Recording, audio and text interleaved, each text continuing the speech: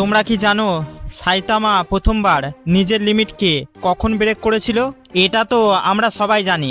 Saitama শুরু থেকেই টাকলা ছিল না, ওর স্ট্রং হবার আগে মাথা ভর্তি চুল ছিল।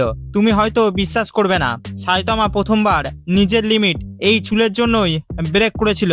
So one punch man Munger একটা বোনাস চ্যাপ্টারে আমাদের প্রায় 1.5 বছর আগেকার সিন দেখায়, যার মধ্যে সাইতামা নিজের রোজের ট্রেনিং সম্পন্ন করে ঘরে যায়। এরপর ঘরে পৌঁছে ও শাওয়ার নিতে যায়। তখন সে নোটিস করে ওর অনেক বেশি মাথার চুল ঝরছিল। এরপর ও এটা জানার জন্য ক্ষেপে যায় যে সত্যি করে ওর কতগুলো চুল ঝরে গেছে।